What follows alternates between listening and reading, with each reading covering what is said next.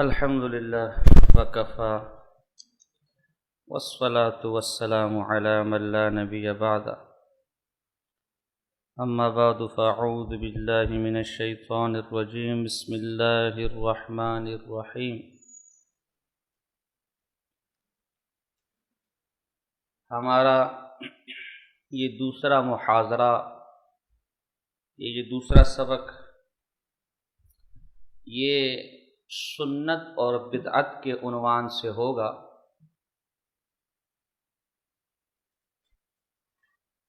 کہ بدعت کسے کہتے ہیں، بدعت کیا چیز ہے۔ ہم الحمدللہ اہل سنت والجماعہ ہیں، یعنی قول و فعل میں، عقیدے میں، عبادات میں، اعتقادات میں نبی اکرم صلی اللہ علیہ وسلم کی بتائی ہوئی تعلیمات کو لیتے ہیں، صحابہ کرام رضوان اللہ تعالی علیہم اجمعین کے راستے پر چلتے ہوئے۔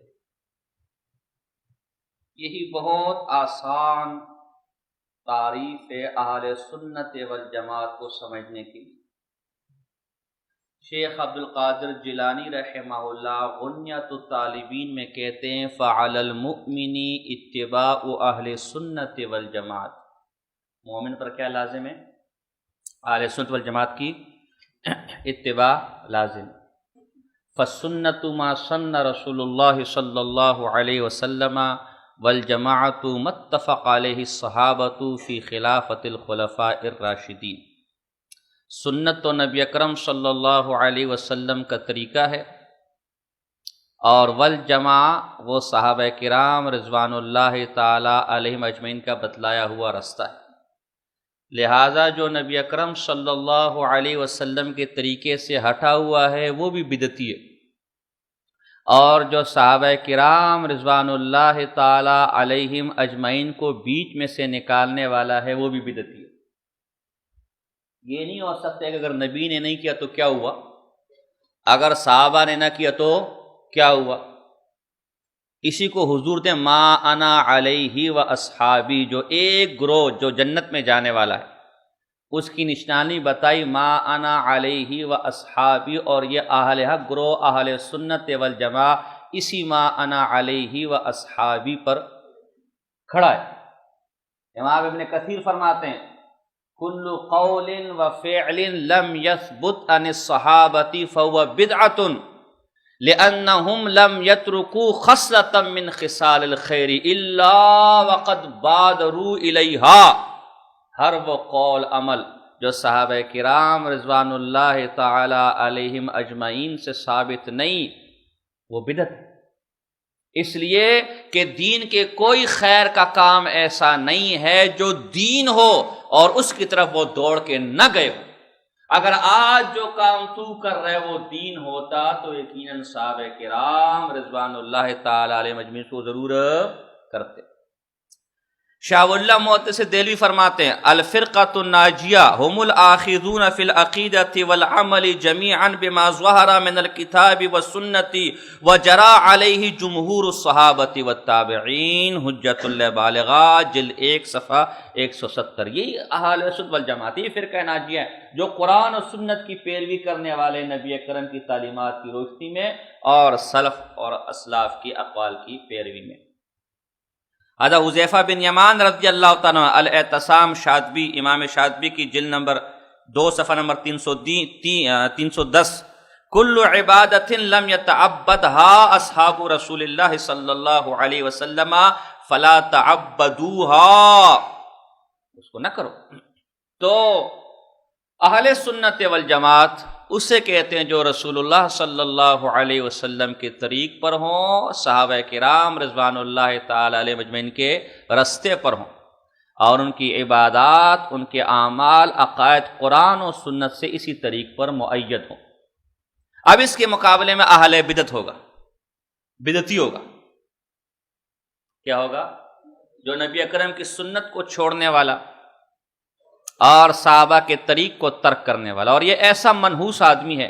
سعید ابن جبیر رحمہ اللہ فرماتے الابانہ میں روایت ہے کہ میرا بیٹا ایک فاسق فاجر سنی کے ساتھ بیٹھے، یہ مجھے زیادہ پسند ہے اس بات کے ساتھ کہ وہ نیک تقوادار بدعتی کے ساتھ بیٹھے۔ کیوں؟ یہ سنی اگرچہ فاسق فاجر ہے لیکن میری اولاد کے عقیدے خراب نہیں کرے گا، اور بدعتی اگرچہ نیک بزرگ ہے لیکن میری اولاد اور میری نسل کا عقیدہ خراب کر کے اس کی دنیا بھی برباد کر دے گا آخر۔ اور اسی بدعت کی نحوست جیسے اس کے قلب اور دماغ پر ہوتی ہے ویسے اس کے چہرے پر پھٹکار برس رہی ہے۔ علامہ الکائی رحمہ اللہ شرح اصول اعتقاد اہل سنت والجماعت کے اندر لکھتے ہیں حسن بصری رحمہ اللہ کے حوالے سے کہ بدعتی کے چہرے پر پھٹکار ہوتی ہے اگرچہ دن میں 30 دفعہ بھی نہا لے۔ تو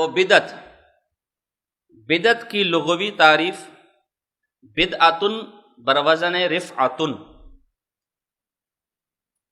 البدع یا البدع دونوں پڑھ سکتے ہیں، الانشاء والاختراع والاحداث والابتداء علی غیر مثال سابق،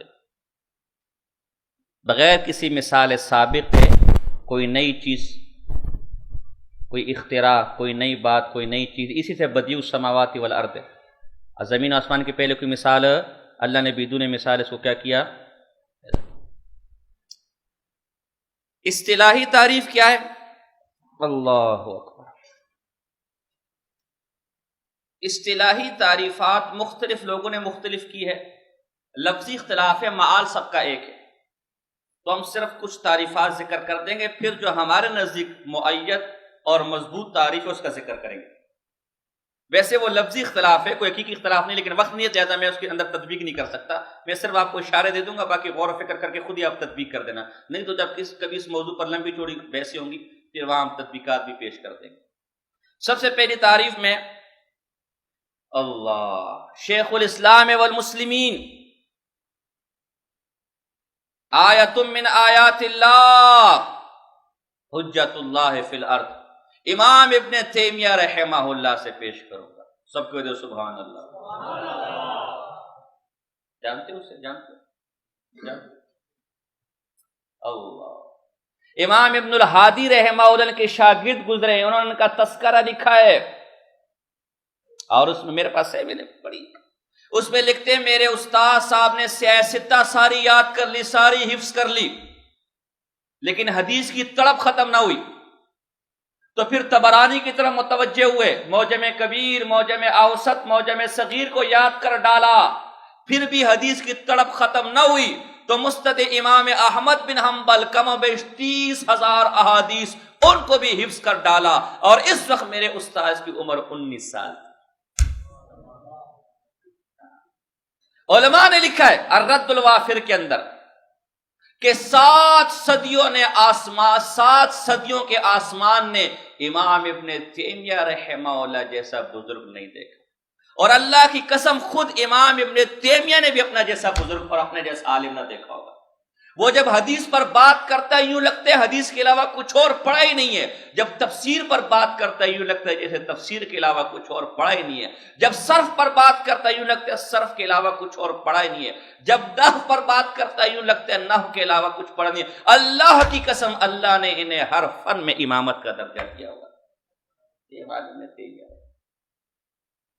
امام ابن حجر اسقلانی رحمہ اللہ الرد الوافر کے اندر لکھتے ہیں امام ابن تیمیہ رحمہ اللہ بشر، انسان، ان سے خطائیں بھی ہو سکتی ہوئی بھی، معصوم ذات صرف اس کی ہر انسان سے خطا ہو سکتی، ہر انسان خطا کر سکتی۔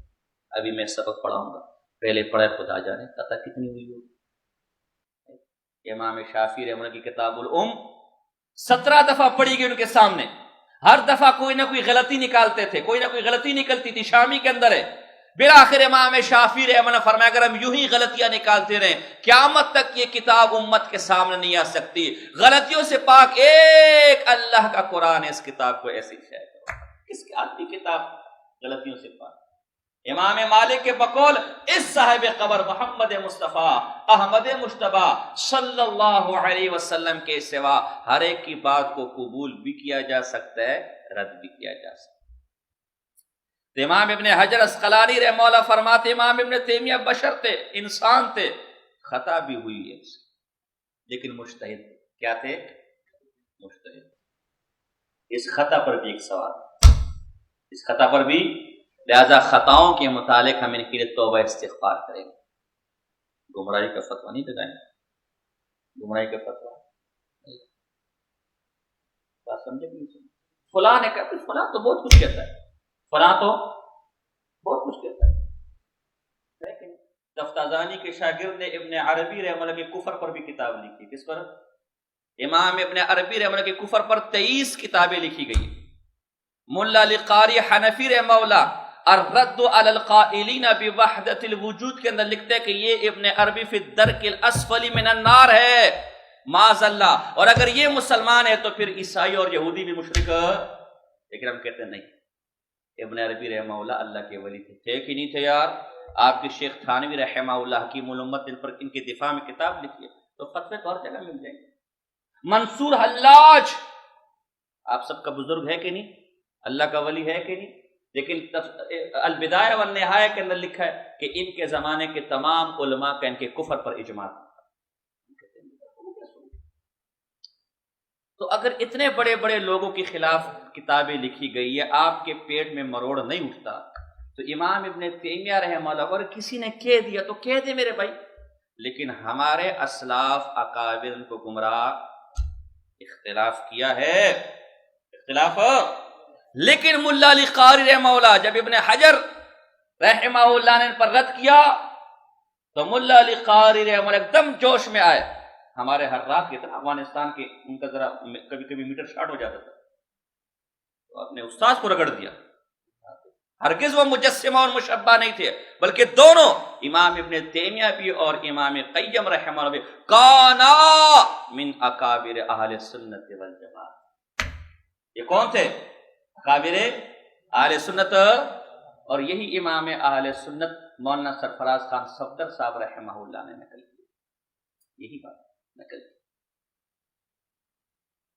آج آپ لوگ کہتے ہیں امام احمد بن حنبل رحمہ اللہ کے جنازے کا ذکر کرتے ہیں، بیننا و بینکم الجنازہ، سیر اعلام نبلا کے امام ذہبی دیگر عذاب میں آپ اپنی تقریروں میں کہتے کہ نہیں کہتے ہمارے جنازے ہمارا فیصلہ کریں گے؟ کہتے کہ نہیں کہتے یار؟ اور اس کے لیے امام احمد بن حنبل رحمہ اللہ کا یہ قول پیش کرتے اور کہتے دیکھو امام احمد بن حنبل رحمہ اللہ حق پر تھے، کوئی شک نہیں حق پر، 50,000 کم و بیش ان کے جنازے میں لوگ شریک ہوئے اور اتنا بڑا جنازہ تھا، اور ہمارے جنازے ہماری حقانیت کا فیصلہ کریں گے۔ امام ابن کثیر رحمہ اللہ اپنی تاریخ میں لکھتے ہیں کہ میرے استاد جب فوت ہوئے تو جنازے میں اتنا ازدحام تھا، لوگوں کی اتنی کثرت تھی، عورتیں چھتوں پر، مرد چوک چوراہوں پر، اس دن اکثر لوگوں نے روزہ رکھا، اس لیے کہ جنازے کی رش کی وجہ سے مارکیٹیں بند تھی، کسی کو کھانے پینے کا سامان نہ مل سکا۔ کہ شیخ الاسلام امام ابن تیمیہ رحمہ اللہ نے اللہ کے دین کی خاطر، اللہ کے دین کی ترویج کی تڑپ میں، تعلیم و تعلم کی مصروفیات میں شادی نہ کر سکے، شادی نہ ہونے کی وجہ سے آپ کی کوئی اولاد نہ ہو سکی جو آپ کے مرنے کے بعد آپ کے لیے دعا کرتی، لیکن مولا تیرے قربان تیرا نظام عجیب ہے، تو نے اگرچہ اسے کوئی نرینہ اولاد نہ دی لیکن امت مسلمہ کی صورت میں روحانی اولاد دے کر تر قیامت ان کی روحانی اولاد کا سلسلہ جاری کر دیا جو قیامت تک ابن تیمیہ رحمہ اللہ کے لیے دعائیں کرتے رہیں گے۔ آپ دیکھیں، آپ ان کی اولاد تو نہیں ہے نا روحانی اولاد کے علاوہ، لیکن آج بھی ان کے تذکرے ہیں کہ نہیں؟ آپ ہیں کہ نہیں؟ اور جو ان کے مخالفین تھے ان کا کبھی نام بھی سنا نہیں؟ سنو گے بھی نہیں، حالانکہ وہ بھی بڑے بڑے مولوی تھے، معمولی لوگ نہیں تھے، بس اللہ کی تقسیم۔ باقی اختلاف ہے، اختلاف آپ میرے ساتھ بھی کر سکتے ہیں، لیکن اختلاف کا مطلب یہ نہیں ہے کہ آپ ڈائریکٹ کیا کر دیں، فتوے شروع۔ تو یہ اس لیے شیخ الاسلام امام ابن تیمیہ رحمہ اللہ البدعۃ ما خالفت الکتاب والسنۃ او اجماع السلف الامۃ من الاعتقادات والعبادات۔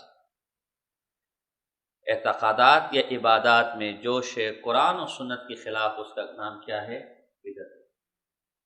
امام ابن حجر اسقلانی کہتا ہے الرد الوافر کے اندر، امام ابن تیمیہ رحمہ اللہ کا کوئی اور علمی کارنامہ ہمارے سامنے نہ ہوتا، ایک امام ابن قیم رحمہ اللہ کافی اس کی شان و شوکت کو ظاہر کرنے کے لیے۔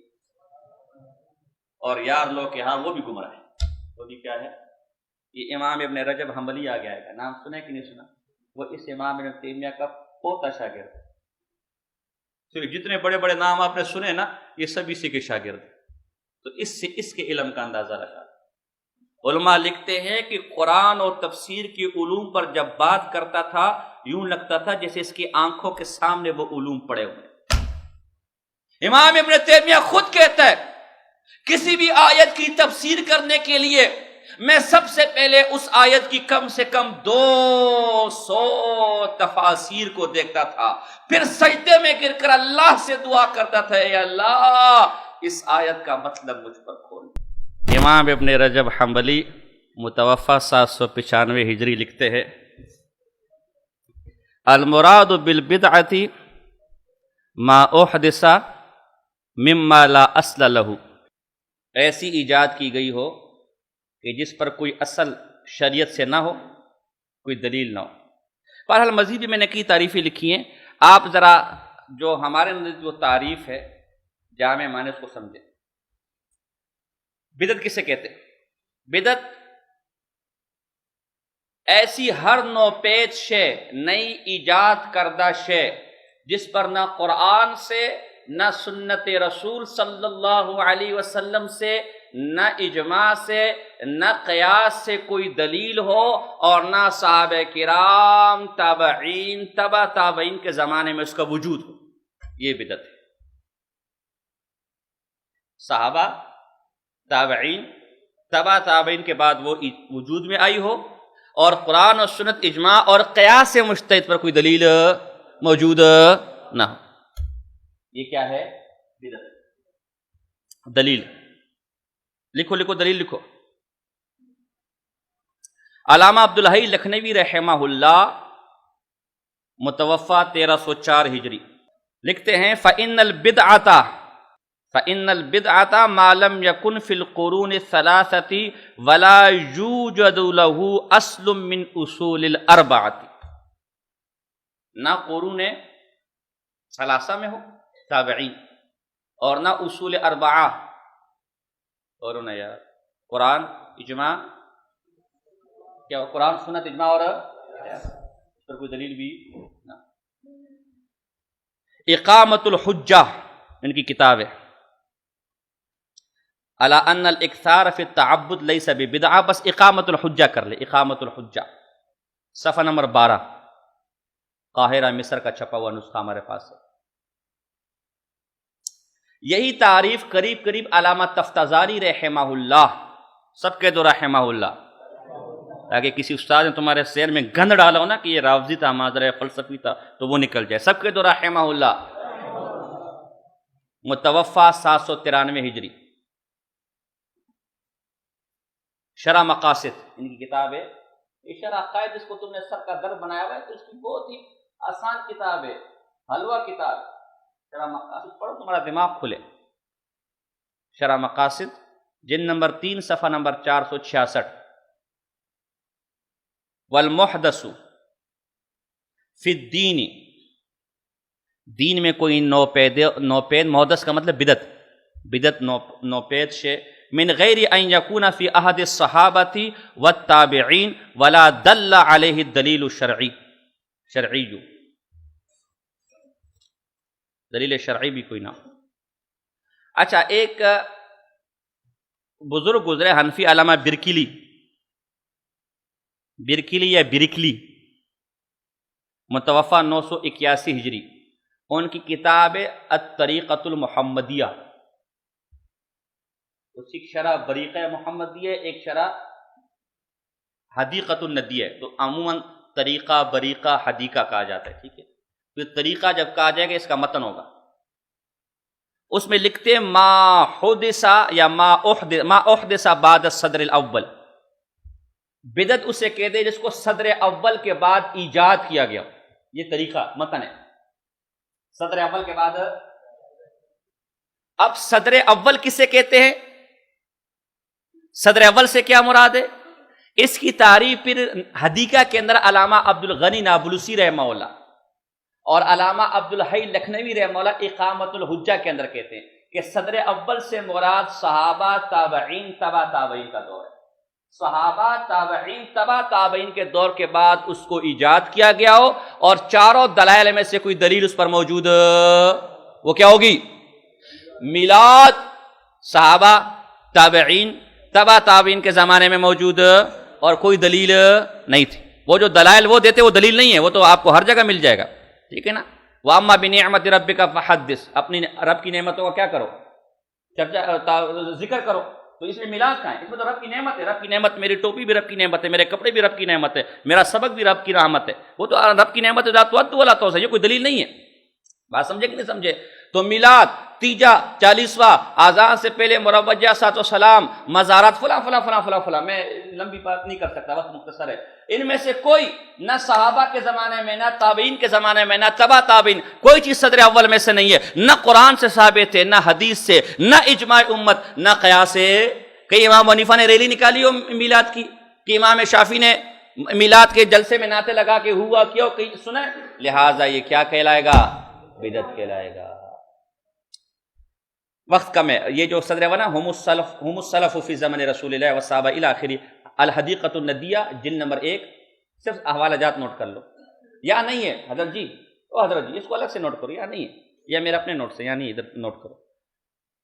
الحدیقۃ الندیہ جلد نمبر 1 صفحہ نمبر 314 315 دارالکتب العلمیہ بیروت.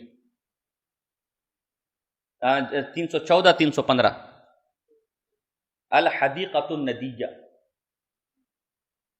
نون دال یا تا مدورہ. اور اقامت الحجہ صفحہ نمبر 24. ہم السلف المتقدمون فی زمان رسول اللہ صلی اللہ علیہ وسلم والصحابۃ لقول وسلم علیکم السنۃ وسنۃ الخلفاء الراشدین من بعدی فما حدث فی زمان فلیس ببدعۃ ولا بدعۃ ما حدث بعد زمان و زمان تابعین و تابع الی آخر. یہ ساری چیز ٹھیک ہے نا، یہاں موجود ہے تو یہ ہیں، ٹھیک ہے. اسی طرح ایک امام زادہ حنفی ہیں، شرعۃ الاسلام ان کی کتاب ہے، صفحہ نمبر 76 77. کتاب کی شروع میں پہلے وہ سنت کی فضائل ذکر کرتے کہ سنت پر عمل کرنا چاہیے.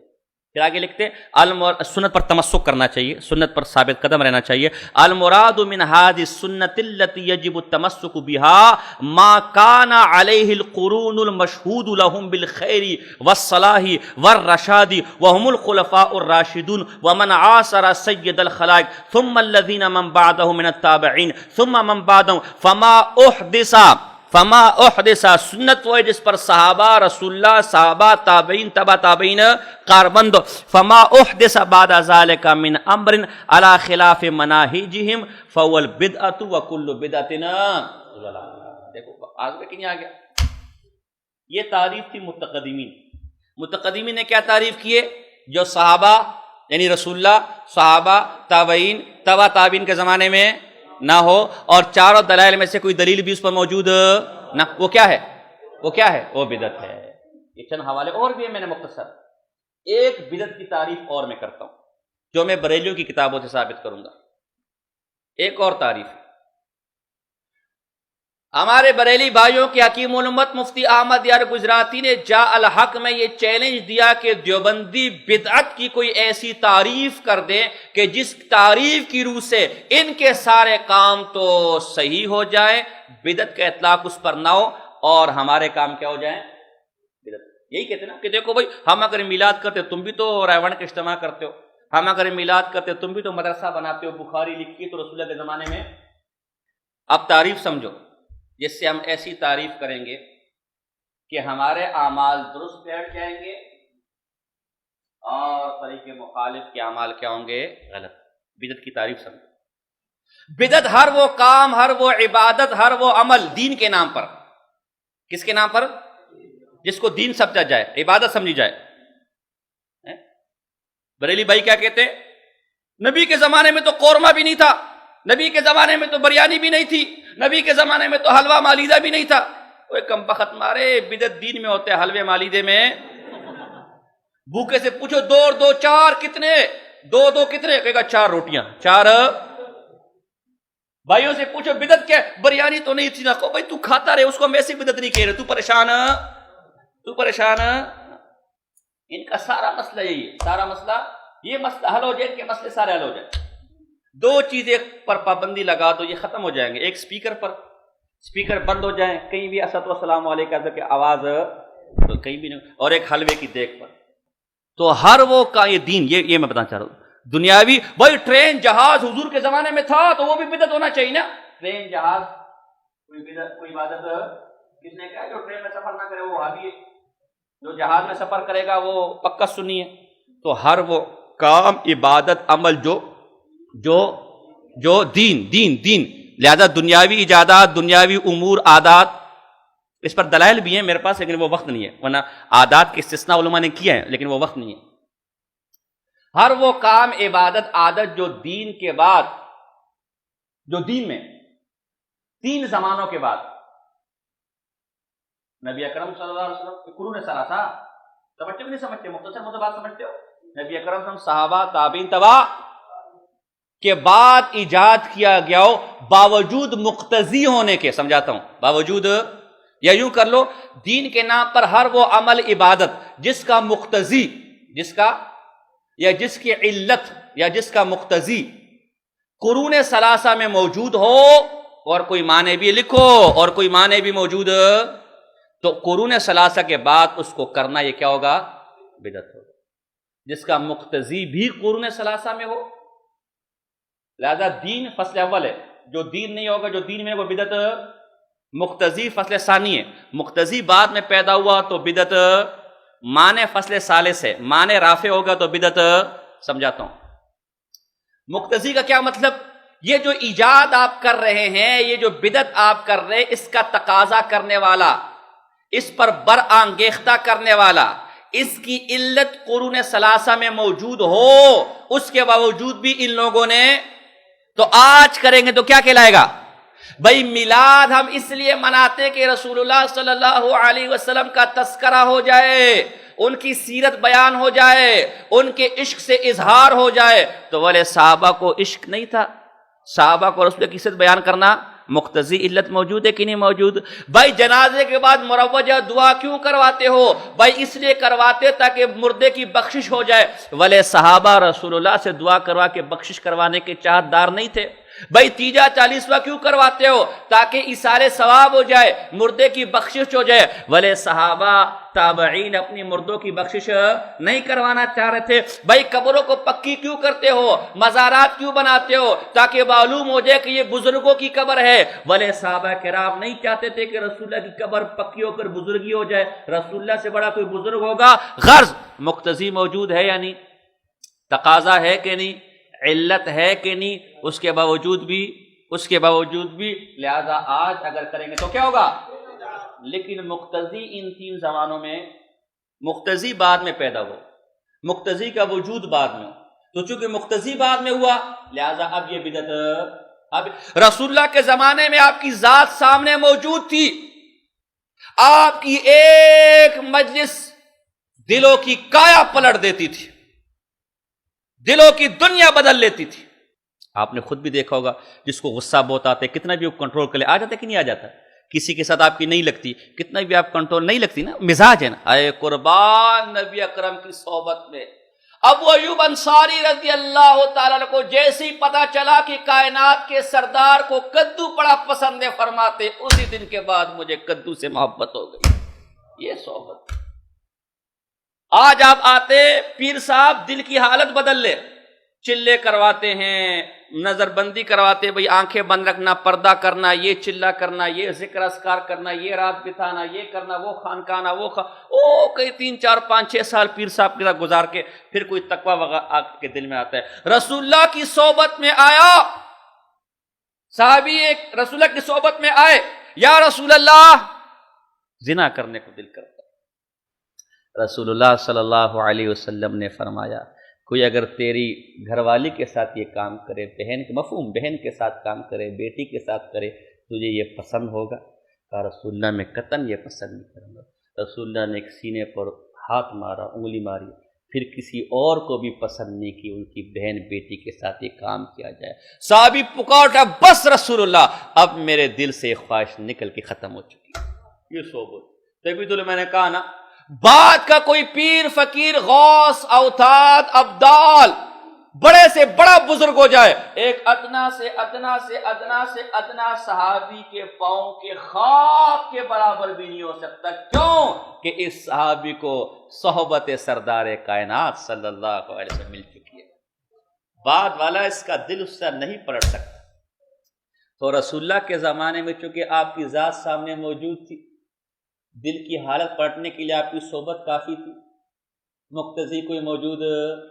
بعد میں جیسے جیسے زمانہ دور ہوتا گیا، اثر پذیری کم ہوتی گئی.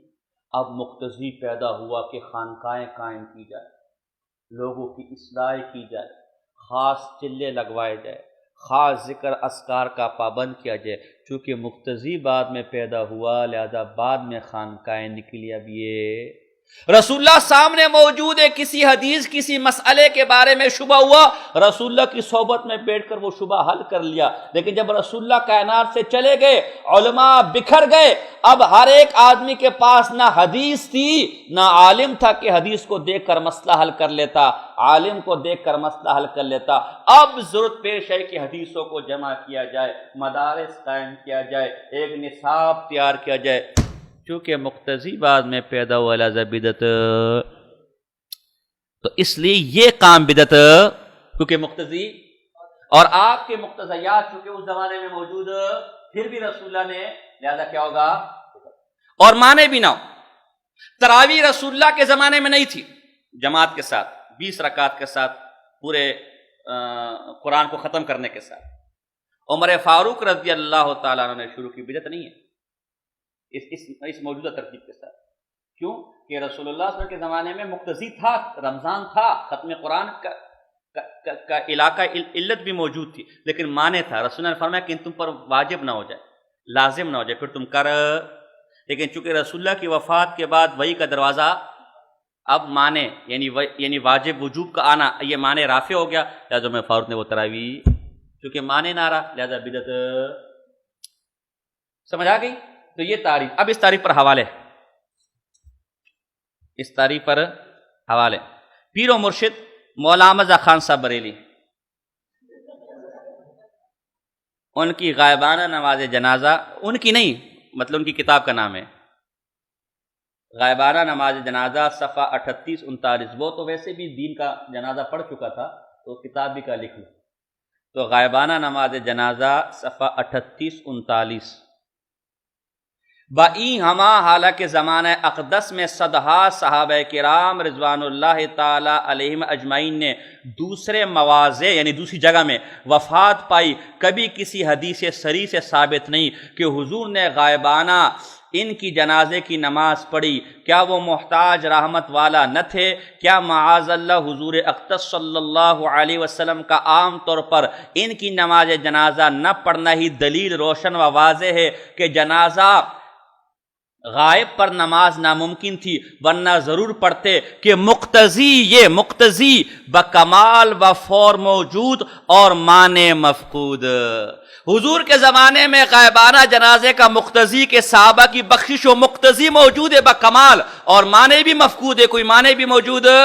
پھر بھی صدہا صحابہ جو دیگر مقامات پر فوت ہوئے، آپ نے ان کا جنازہ نہیں پڑھا. لہذا آج جنازہ غائبانہ پڑھنا کیا ہو جائے گا؟ بدعت اور ناجائز ہو جائے گا. یہ خان صاحب کہہ رہے ہیں. ہماری بات ثابت ہوگی کہ نہیں ہوگی؟ مقتضی کا لفظ بھی ہے، معنی کا لفظ بھی موجود ہے. یہ ایک حوالہ. دوسرا حوالہ وہ بھی پیر و مرشد کا ہے، فتاوی رضویہ قدیم جلد 3 صفحہ نمبر 705 اور جدید جلد نمبر 8. حضرت جی سے سوال ہوا کہ کیا جمعہ کے اندر ہم اردو زبان میں خطبہ دے سکتے ہیں کہ نہیں دے سکتے؟ ہے کہ نہیں؟ نماز سے پہلے خطبہ ہوتا ہے کہ نہیں ہوتا عربی کے اندر؟ تو کیا یہ خطبہ ہم بولو نا اردو میں دے سکتے کہ نہیں دے سکتے؟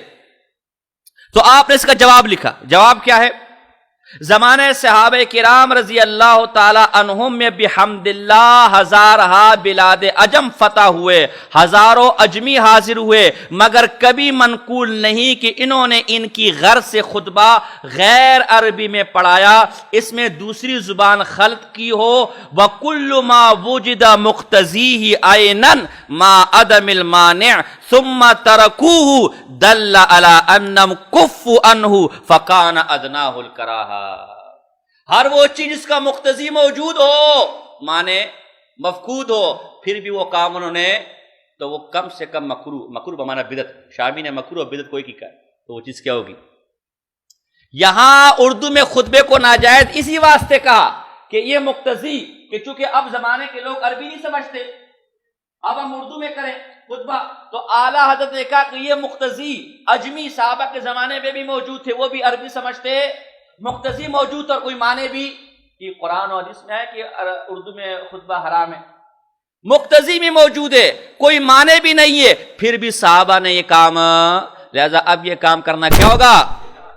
بس ہم بھی آپ صحیح کہتے ہیں، یہ جتنی خرافات آپ کرتے ہیں اس کا مقتضی صحابہ تابعین رسول اللہ صلی اللہ علیہ وسلم کے زمانے میں موجود تھا، کوئی معنی بھی نہ تھا، اب جب آپ کا تو جائز اور ہمارا کوئی کام ہے وہ کیا ہوگا؟ اس کا مقتضی زمانے میں تھا۔ ایک حوالہ بس آخر لکھ، ایک حوالہ عبدالحکیم شرف قادری نے اس کو تذکرہ اکابر اہل سنت میں اپنے بزرگوں میں سے مانے، مولانا کرم الدین دبیر صاحب، انوار آفتاب صداقت صفحہ نمبر 309 310، کہتے ہیں شیعہ بھائیوں سے پوچھتے ہیں کہ تعزیہ مرثیہ خوانی کا شروع کس پیغمبر یا امام سے ہوا؟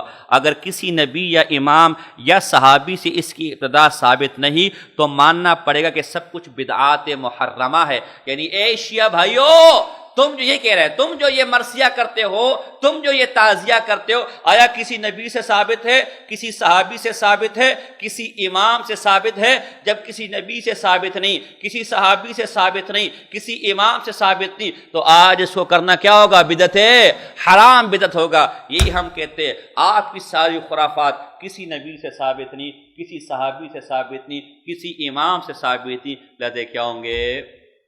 بولو نا یار، بدعت اور حرام اور ناجائز ہوں گے۔ باقی مزید حضرت مولانا متکلم اسلام مساجد مولانا الیاس گومن صاحب دامت فیضم کے نوٹس آپ کو دیے ہوں گے، اس میں مزید تفصیل لکھی ہوگی۔ ایک بات یاد رکھ لیں، بدعت دین کے اندر ہے۔ کس کے اندر ہے؟ اس دین کو انجام دینے کے لیے ذرائع میں بدعت نہیں ہے، ذرائع اللہ نے آپ پر چھوڑے ہوئے جب تک کہ وہ حرام کو لازم نہ ہو۔ حج کرنا دین ہے کہ نہیں؟ اس تک ذریعہ اونٹ ہے، پیدل ہے، پاسپورٹ ہے، جہاز ہے، ٹرین ہے، گاڑی ہے، ذریعہ ہے۔ رسول اللہ کے زمانے میں اونٹ تھا ذریعہ، بعد میں کشتی ہو گیا، آج جہاز ہو گیا۔ آذان دین ہے، آذان کیا ہے؟ دین۔ آذان کیا ہے؟ لیکن اس آذان کو دینے کے لیے اسپیکر ذریعہ ہے، لہٰذا آپ منارہ پر کھڑا کر آذان دینا چاہیں یا اسپیکر میں کسی اور، یہ ذرائع ہے۔ یہ جب تک حرام تک نہیں لے کر جائے گا، مثلا آپ سڑک ذرائع اور وہ آپ کو شراب خانے تک لے کر جا رہی ہے، تو پھر سڑک بھی حرام ہو، کیونکہ وہ حرام کو لازم ہے، اور حرام کو لازم بھی کیا ہوتا ہے؟ حرام ہوتا ہے۔ یہ ذرائع، یہ عقیدے کا علم حاصل کرنا دین ہے، دین۔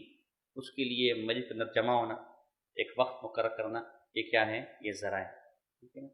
اسپیکر استعمال کرنا، کتاب استعمال کرنا، یہ ذرائع، یہ بدعت نہیں کہیں گے نا جی۔ اسی طرح باطن کی اصلاح کرنا، اللہ کی دین کی تبلیغ کرنا، یہ دین۔ اس کے لیے خانقاہ میں آنا، 6 روزہ لگانا، چلہ لگانا، سال لگانا، یہ ذرائع۔ یہ کیا ہے؟ ہم کہتے ہیں جو یہ نہیں کرتا کسی اور طریقے سے دین کی دعوت کرے، وہ بھی تبلیغی بھائی ہے، وہ بھی کیا ہے؟ وہ بھی خانقاہی بھائی۔ کس نے کہا کہ جس کا 6 روزہ نہیں لگا وہ وہابی ہے، اسلام سے خارج ہے؟ جبکہ آپ کے سارے معاملات یہ دین ہے۔ آپ کہتے ہیں سیدھا ہے ہی، قرآن ثابت کرتے ہیں نا، حدیث۔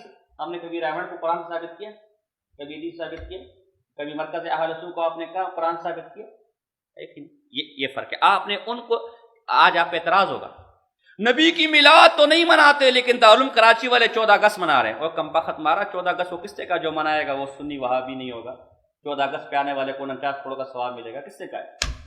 ذرائع ہے، ایک ملک کا رواج ہے، ایک ملک کا طریقے، اس میں کوئی معنی نہیں۔ بات سمجھو بھائی، دیکھو نا ہمارا جلوس بدعت ہو گیا، اور یوم صدیق اکبر یا یوم عمر فاروق وغیرہ پر آپ جلوس نکال رہے، بدعت نہیں، وہ ذرائع میرے بھائی، وہ کیا ہے؟ وہ ذرائع۔ ایک سیاسی مطالبہ ہے. بھائی صاحب آپ اپنے ملک کے اندر قائد اعظم محمد علی جناح صاحب اور علامہ اقبال صاحب رحمہ اللہ، سب کے جو رحمہ اللہ، شاعر مشرق، قلندر لاہور، آپ ان کے دن مناتے ہیں، آپ فلاں فلاں کے دن مناتے ہیں، آپ امام حسین رضی اللہ تعالیٰ عنہ کا بھی دن مناتے ہیں. تو اگر دن منانا موجودہ زمانے میں کسی کی عظمت کی علامت ہے تو حضرت عثمان غنی بھی عظمت والے تھے، ابو بکر صدیق بھی عظمت والے تھے، امیر معاویہ بھی عظمت والے تھے، علی بھی عظمت والے تھے رضوان اللہ تعالیٰ علیہ مجمعین. ان کے بھی دن مناؤ یا کسی کے بھی نہ مناؤ. تو یہ ذرائع ہے، یہ طریقہ ہے، یہ اس میں شرط نے آپ کو کھلا چھوڑا ہے. لہٰذا یہ بدعت. لیکن آپ تو عین جلوس کی عبادت سمجھتے ہیں نا، آپ تو عین جھنڈے کو، میلاد میں جھنڈے لگانا اللہ کی سنت ہے، جبرائیل کی سنت ہے. ایک جبرائیل آئے، ایک جھنڈا بیت اللہ پر لگایا، ایک جھنڈا مشرق پہ لگایا، اور ایک جھنڈا، سنا کہ نہیں سنا؟ ایک نہیں. خصائص کبریٰ میں لکھا ہوا ہے. علیہ علامہ سیوطی کہتا ہے میری کتاب میں سب سے ضعیف اور منکر یہی روایت ہے، یہ کبھی نہیں بتائے گا. اس کا اردو ترجمہ شائع کیے، یہ والی عبارت غائب کر دی، یہ والی عبارت کیا کر دی؟ غائب کر دی. تو ہم نے کبھی کہا کہ 14 اگست کا جھنڈا، پاکستان کا جھنڈا سب سے پہلے جبرائیل نے کھڑو کے لہرایا، اس پرچم کے سائے تلے ہم ایک ہے. ہم کبھی کہا ہم نے کم بخت مارے؟ یہ تو دنیا کے ایک رسم و رواج ہے، نہ اس کو دین سمجھا، ایک ذرائع کے طور پر اس کو کر لیا. دنیا کے ایک رواج ہے، کر لیا. طاہر القادری کہتا ہے اپنے بچے کی ہیپی برتھ ڈے مناتے ہو، 14 اگست مناتے ہو، اپنے بچے کا یوم پیدائش مناتے ہو، رسول اللہ کا نہیں مناتے، تو آپ کہہ دے وہ ہیپی برتھ ڈے معاذ اللہ، ہمیں کوئی مسئلہ آپ سے نہیں ہوگا. آپ نے اس کو دین بنا لیا نا. آپ تو کہتے ہیں جو عید ثابت ہے، جو حدیث کے اندر جو عید الاضحیٰ، عید الفطر ثابت ہے، یہ اس سے بھی افضل عید ہے معاذ اللہ. آپ نے یہ دین بنا لیا، لہٰذا وہ بدعت ہو جائے گا. اور یہ بدعت سمجھ آئے کہ نہیں؟ آپ اعتراض کرے گا، سمجھ آئے کہ نہیں ہے؟ تو میں نے مختصر آپ کے سامنے کیا کر دیا. اسی طرح بھائی آپ نے مرکز سرگودا میں کورس کے لیے تاریخ مقرر کیے، تعین کر دی کہ نہیں کر دی؟ اور ہم اگر تیجے کا دن، 40ویں کا دن متعین کر دے، ہم اگر جلوس کے لیے 12 ربیع الاول کا دن متعین کر دے، بدعت بدعت بدعت. آپ نے بھی تو فلاں تاریخ سے فلاں تاریخ تک کورس ہوگا، فلاں تاریخ کو ریلی نکلے گی، فلاں تاریخ کو اجتماع ہوگا، تو آپ نے بھی تو تاریخ مقرر کی ہے. یہ بدعت نہیں ہے؟ ایک ہے تعیین شرعی، ایک ہے تعیین عرفی. تعیین شرعی یہ ہے کہ شریعت نے کسی کام کے لیے کوئی وقت، کوئی تاریخ، جیسے حج کا موقع، جیسے نماز کا موقع، اس میں اپنی طرف سے کوئی تعین کرنا یا اس تعین کو ساقط کرنا بدعت ہے. یا اپنی طرف سے جو تعین شریعت نے نہ کی ہو اس کو متعین کرنا بھی کیا ہے؟ اور ایک ہے تعین عرفی. تعین عرف کے اندر یہ رواج چلا رہا ہے، کوئی کام بھی کرنے کے لیے کوئی وقت مقرر کر دیتے، تو اس لیے ایک تاریخ مقرر کر دیتے ہیں تاکہ اس تاریخ میں آسانی ہو، انسان اپنے کاموں سے فارغ ہو کر. یہ کہے کہ میرا نکاح 31 فروری کو ہوگا، اور جو 31 فروری کو حاضر نہ ہو سارے وہابی ہے، اس لیے کہ 31 فروری قرآن میں بھی ہے، حدیث میں بھی ہے، معاذ اللہ اجماع امت بھی ہے، قیاس بھی ہے. کبھی کسی سے سنا تم نے؟ اگر ایسا کہوں گا تو بدعت اور ناجائز. آپ کا مسئلہ یہ، آپ اس 12 ربیع الاول ہی کو قرآن سے ثابت کرتے ہیں، آپ اس تیجے ہی کو قرآن و حدیث سے ثابت کرتے ہیں. آپ کسی اور دن میں آپ نے کبھی سنا حضرت جی آپ نے 14 فروری کو آنا ہے اس لیے کہ نہیں، حضرت جی آپ نے 14 جمادی الاولیٰ کو آنا ہے کیونکہ ہم 12 ربیع الاول کا میلاد منائیں گے؟ کبھی سنا؟ 12 ربیع الاول کا میلاد کب ہوتا ہے؟ آپ نے اسی ہی کو تعیین شرعی کر دیا، لہذا بدعت ہے. لہذا کیا ہے؟ بدعت. آپ نے اسی دن میں ثواب سمجھ لیا اور اسی کو قرآن سے ثابت کر رہے ہیں. کسی اور تاریخ میں آپ نے میلاد نکلتے ہوئے دیکھا ہے؟ ہمارا نکاح آج تھا، بارش ہوگی، کل ہو جائے گا. لیکن میلاد دنیا ادھر سے ادھر ہو جائے، میلاد کا جلوس کب نکلے گا؟ 12 ہی کو نکلے گا. دنیا ادھر سے ادھر ہو جائے لیکن تیجا کب ہوگا؟ شریف کو. بات سمجھے کہ نہیں سمجھے؟ ہاں. تو یہ تعین عرفی ہے، تعین عرفی ناجائز. یہ جو ہم کرتے تعین عرفی ہے، بھائی ایک آسانی کے لیے کوئی خدا نہ خدا مسئلہ ہو جاتا کوئی اور تاریخ ہم دے دیتے. لیکن آپ نے اپنے بدعات کے لیے جو تعینات کی وہ شرعی ہیں، لہذا وہ کیا ہو جائیں گی؟ تو فرق سمجھے کہ نہیں سمجھے؟ اور بھی بہت سی باتیں. ہم تقلید بالکل نہیں کرتے، ہم تقلید نہ امام ابو الحسن اشعری کی کرتے، نہ امام ابی منصور ماتوریدی کے کرتے. ہم تقلید نہیں کرتے، بلکہ ہم عقیدے میں کسی کے مقلد نہیں ہیں. عقیدے قرآن و حدیث میں منصوص سے. ہاں، ان عقیدوں کو ثابت کیسے کرنا، ان عقیدے میں لفظی اختلاف کیسا ہے، باطل کے عقیدے پر رد کیسے کرنا ہے، چونکہ اس کے طریقے امام ابو منصور ماتوریدی نے منظم کیے ہیں، اور امام ابو الحسن اشعری نے، لہذا اس طریقے کو اپنانے کے لیے ہم ان کے طرز پر چلتے ہیں۔ عقیدے میں ہم نہ امام ابو منصور ماتریدی کے مقلد ہیں نہ امام ابو الحسن۔ اگر امام ابو منصور ماتریدی نہ ہوتا تب بھی ہمارے عقیدے یہی ہوتے، اگر امام ابو الحسن اشعری نہ ہوتا تب بھی ہمارے عقیدے۔ دیکھو فقہ تو رسول اللہ صلی اللہ علیہ وسلم کا ہے نا یار، لیکن اس مسئلہ تو یہ جو آپ مسائل پر عمل کر رہے ہیں سب کو یقین ہے کہ نہیں کہ رسول اللہ صلی اللہ علیہ وسلم کے مسائل ہے، لیکن اس کو ثابت کیسے کرنا ہے، اس کے استنباط کیسے کرنا ہے، اس کے لیے امام ابو حنیفہ کے اصول، فقہا کے اصول کو آپ اپناتے ہیں۔ یہ ان کی شرط، رسول اللہ کی شرط ہے، لیکن اس شرط کے ثبوت کیسے؟ وہ ان اصولوں پر۔ اس طرح عقائد نہ امام ابو منصور ماتریدی کے نہ امام ابو الحسن اشعری کے، لیکن ان عقائد کا اثبات کیسے کرنا ہے اور ان کو مہذب کیسے کرنا ہے، ان کو منقع کیسے کرنا ہے، باطل سے محابل امتیاز کیا ہے، ان کے اصول اور قواعد چونکہ ان دونوں امامان نے تحریر کیے، لہذا اس اعتبار سے ان تفصیلات کو ہم لیتے ہیں، ورنہ عقائد میں تقلید نہیں ہے۔